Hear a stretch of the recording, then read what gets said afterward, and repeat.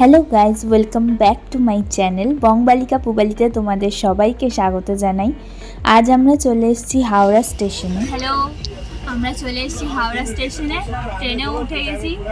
তো ছাড়বে হচ্ছে 8:35-এ। এখনও 15 মিনিট হাতে টাইম আছে। কটা বাজে? 8:21 বাজে। জায়গা পেয়ে গেছি। এদিকটা দেখে কি সুন্দর, ভালো সিট পেয়ে গেছি। সাইড আছে একটা।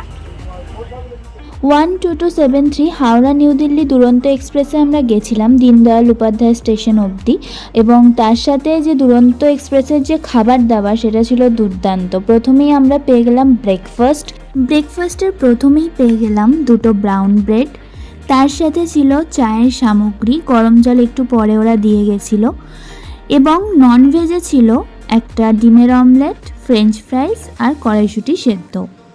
এর সাথে ছিল ফ্রুটির মতো একটা জুস, আর তার সাথে বাটার, কেচাপ এগুলো তো ছিলই। এবার এলো আমার ভেজ ব্রেকফাস্টের প্ল্যাটারটা।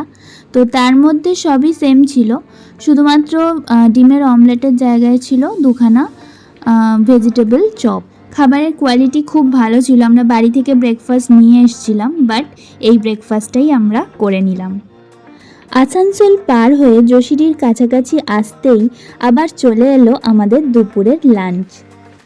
সকালবেলায় অত ব্রেকফাস্ট করে এত তাড়াতাড়ি খাওয়ার অভ্যাস যেহেতু ছিল না আমাদের কারোরই, তাই কিছুক্ষণ রেখে আধ ঘন্টা পর আমরা লাঞ্চটা খুললাম। ননভেজে ছিল ডাল, ভাত, চিকেনের ঝোল, এবং তার সাথে ভেজিটেবলস ছিল, এক ধরনের সবজি ছিল, আর তার সাথে ছিল রুটি।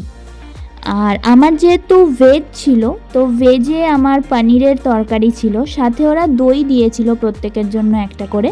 তো এই ছিল আমাদের মোটামুটি লাঞ্চ। খুব ভালোভাবে আমরা লাঞ্চটা সেরে নিলাম।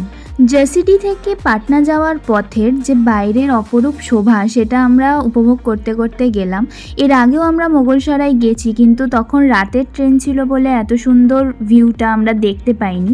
এইবারে সকালবেলা ট্রেন ছিল যেহেতু, পুরো বাইরের দৃশ্যটা আমরা এনজয় করতে করতে পাটনার উদ্দেশ্যে রওনা দিলাম। ঝাড়খণ্ডের যে মালভূমির সৌন্দর্য সেটা পুরো উপভোগ করতে পারলাম।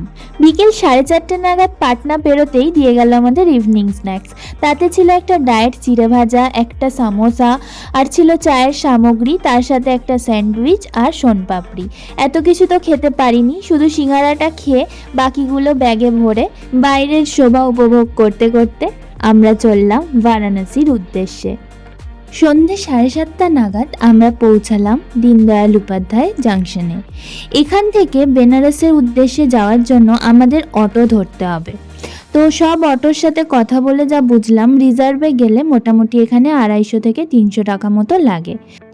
স্ট্যান্ড থেকে একটা অটো বুক করে আমরা চললাম এবার বারাণসীর দিকে। বারাণসী যেতে ডিডিইউ থেকে লাগে প্রায় 40 থেকে 45 মিনিট মতো।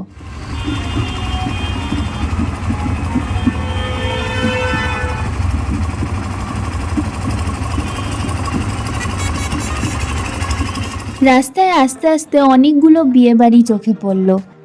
40 মিনিট পর আমরা পৌঁছে গেলাম সেই জায়গায়, যে জায়গায় যাওয়ার উদ্দেশ্যে আমাদের এত দূর আসা। দূর থেকে দেখা যাচ্ছে গঙ্গা নদী, এবং তার সাথে রয়েছে বেনারসের ঘাট। সব ঘাটগুলোতে এত সুন্দর পরপর আলো জ্বলছিল, সেটা রাস্তা থেকে দেখতে অপূর্ব লাগছিল। আমরা চলে এসেছি মহাদেবের জায়গায়। আমরা চলে এসেছি ওল্ডার দ্যান ওল্ডেস্ট সিটি বেনারসে। কিছুক্ষণ সেই বেনারসের গলি দিয়ে অটো করে যাওয়ার পরেই আমরা পৌঁছে গেলাম আমাদের হোটেলে। আমরা এখন খাচ্ছি ডিনার। সকালের টিফিনের খাবারটা এখন ডিনারে খেয়ে নিচ্ছি। এত টিফিন দেবে আমরা বুঝতে পারিনি ট্রেন থেকে। সত্যি খাবারের পর খাবার দিয়ে গেছে। বাড়ি থেকে নিয়ে আসা রুটি আর তরকারি, আর তার সাথে ট্রেনে পাওয়া সোনপাপড়ি দিয়ে আমরা ডিনারটা কমপ্লিট করলাম। ডে 1-এর জার্নি তোমাদের সবার সাথে শেয়ার করলাম। নেক্সট ব্লগে নেক্সট ডের পুরো দিনের জার্নিটা আমি শেয়ার করব। সবাই সাথে থেকো, দেখতে থাকো আমার ব্লগ।